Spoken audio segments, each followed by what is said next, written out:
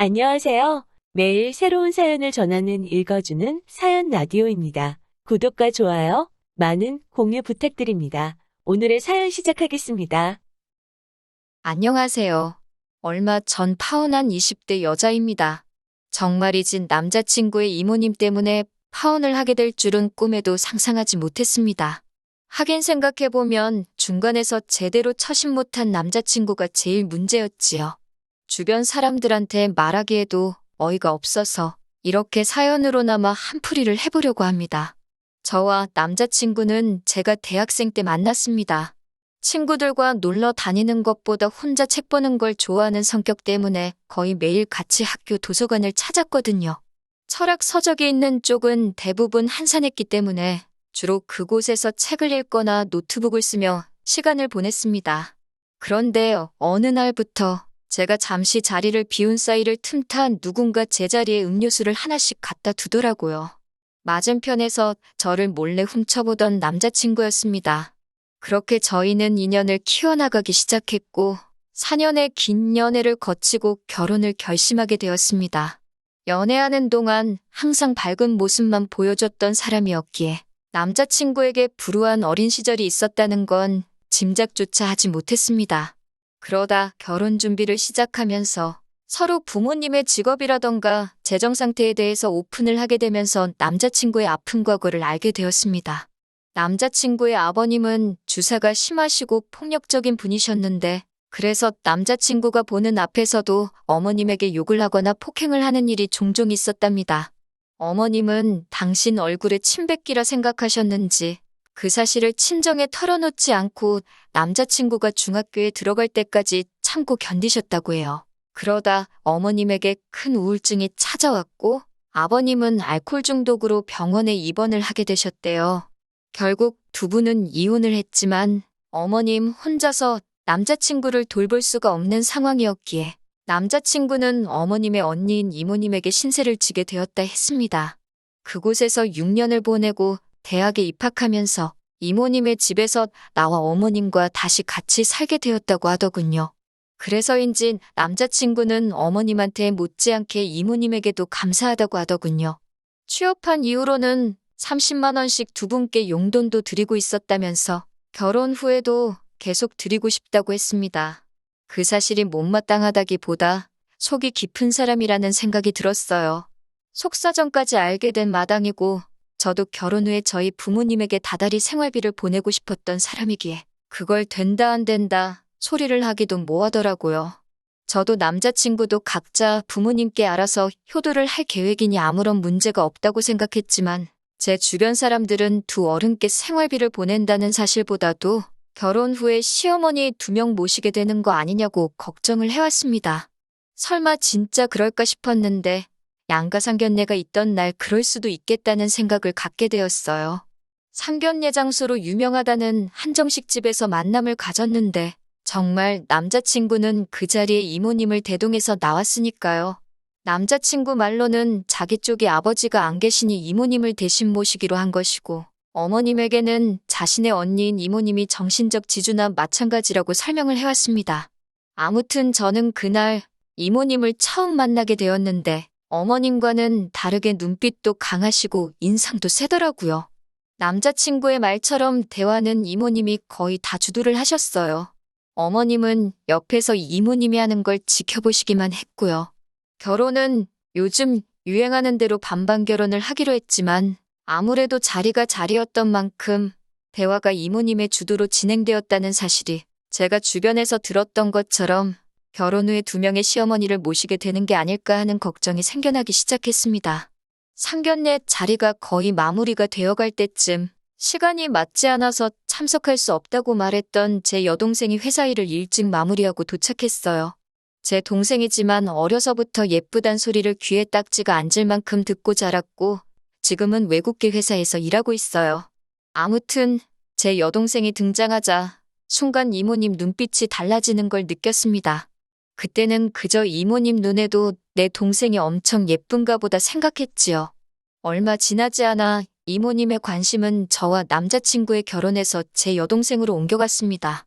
이모님은 제 여동생에게서 눈을 못 떼시고는 계속 질문 공세를 퍼부으셨어요.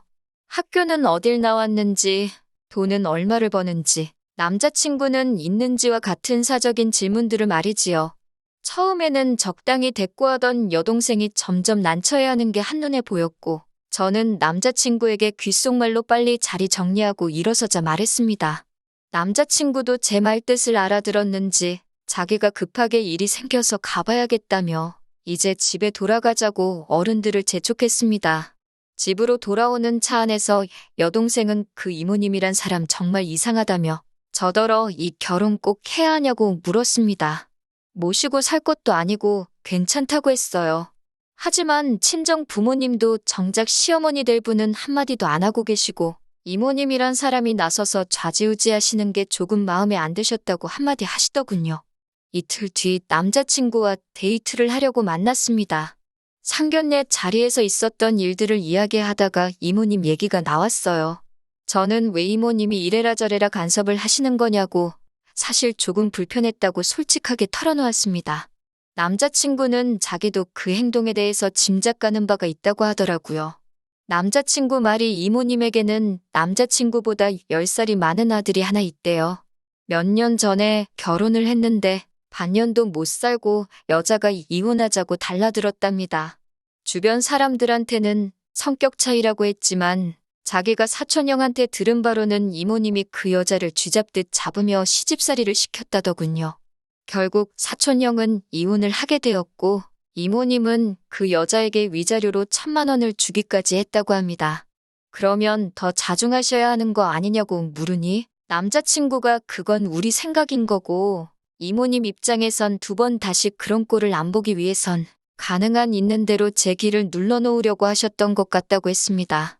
제가 남자친구랑 결혼한다고 해서 이모님 며느리가 되는 것도 아닌데 남자친구 이야기를 듣고 있자니 어이가 없더라고요.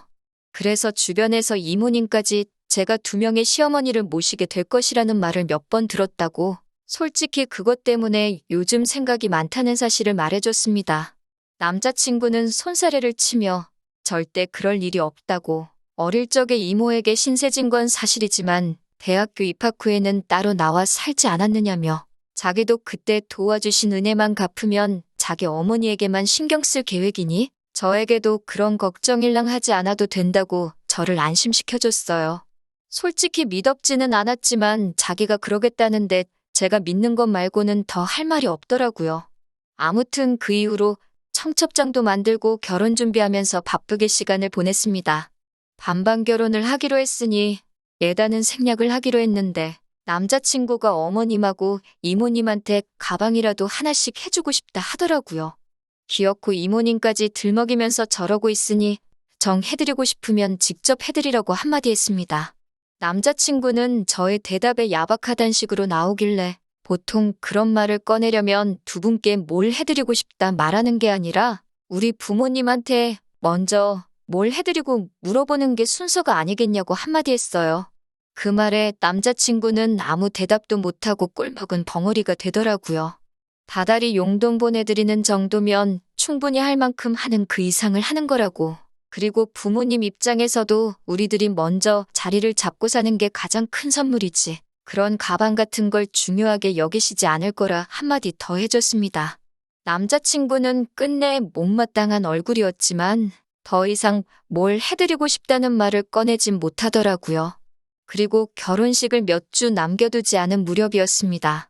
제 여동생이 어두워진 얼굴로 저에게 기니 할 이야기가 있다 하더라고요. 그리고 동생에게서 충격적인 이야기를 전해 듣게 되었습니다. 저 몰래 남자친구의 이모님이 여동생에게 연락을 하고 계셨더라고요.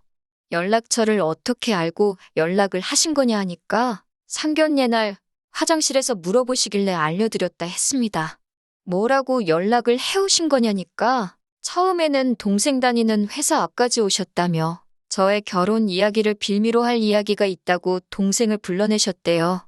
제 이야기라고 하니까 당연히 나가서 만났는데 막상 만나니 제 이야기는 안 하고 자꾸 여동생에 대해서 꼬치꼬치 묻더랍니다. 그런 식으로 제 이름을 팔아서 몇 번 더 여동생을 불러냈었고 나중에는 여동생도 나가봤자 불편하기만 하다는 걸 알았기에 핑계를 대면서 자리를 피했다고 하더군요. 그러다 하루는 남자친구의 이모님께서 자꾸 이런 식으로 나오면 저희 결혼을 반대할 거라며 반협박식으로 연락을 해오셨다는 거예요. 동생은 저랑 남자친구가 어떻게 연애해왔는지 가장 옆에서 지켜본 사람으로 저희가 서로를 많이 사랑하는 걸 누구보다 잘 알고 있었기 때문에 자기 때문에 결혼이 깨질까 두려웠다고 합니다. 남자친구에게 또 다른 어머니 같은 존재라는 사실도 알고 있었으니 어쩔 수 없이 이모님을 만나게 되었다고 합니다. 그런데 그때는 웬 남자를 한 명 데리고 나왔더래요. 이혼당했다던 이모님의 아들이었어요. 저는 거기까지만 듣고도 화가 머리 끝까지 나서 참을 수가 없었습니다. 하지만 이야기는 거기서 끝이 아니었어요. 그 이모님 아들은 여동생이 싫다 하는데도 더도 말고 덜도 말고 딱 10번만 만나보라며 집요하게 연락을 해오더랍니다. 이모님까지 자기 아들이 이렇게 좋아하는 여자는 처음 봤다며 하늘이 맺어준 인연이라고 기왕 만난 거 10번만 만나보라며 부담을 주셨고요. 어쩔 수 없이 어거지로 10번을 만났는데 정말 호감이 하나도 안 생기더래요. 그래서 이제 연락하지 말라고 하니까 이모님이 당신 아들 꼬셔놓고 책임 안 진다고 회사까지 찾아와서는 저런 여자는 잘라야 한다고 난동을 피웠대나 봐요.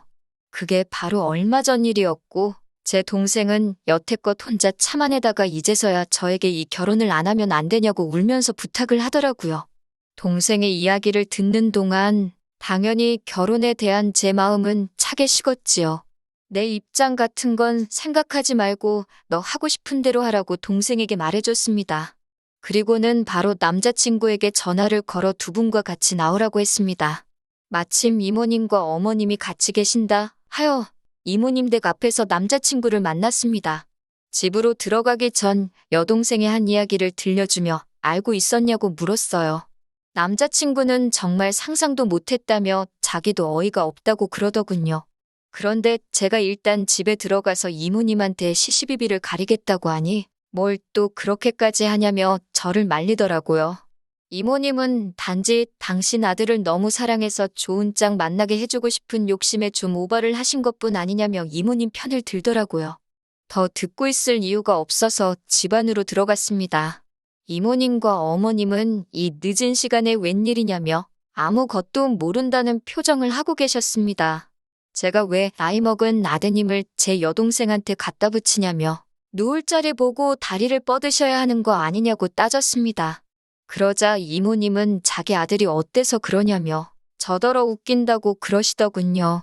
제 동생이 싫다고 했다는데도 왜 고집을 피우시냐고 그러니 여자는 원래 좋아도 싫다고 한다는 거예요.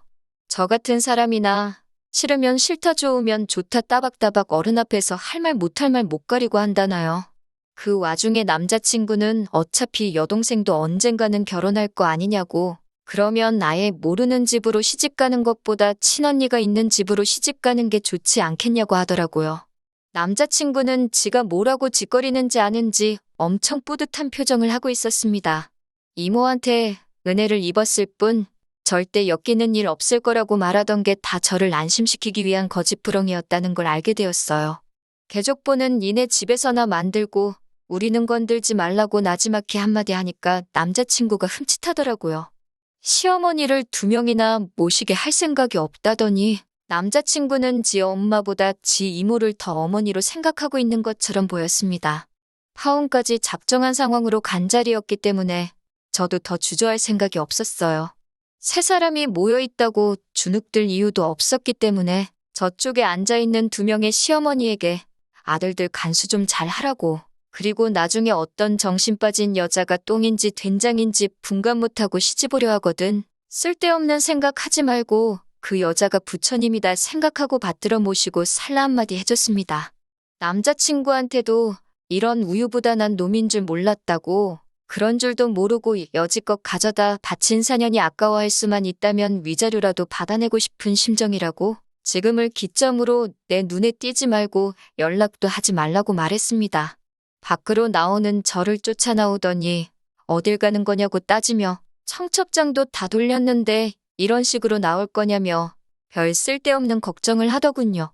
그깟 청첩장이 문제냐고. 남들이 너한테 왜 파혼했냐고 묻거든. 또 하나의 어머니라는 니네 이모가 내 동생한테 뭘 했는지 설명해주면 충분히 이해해줄 거라 쏘아붙이고 저를 붙잡고 늘어지는 남자친구 팔을 뿌리치고 집으로 돌아왔습니다.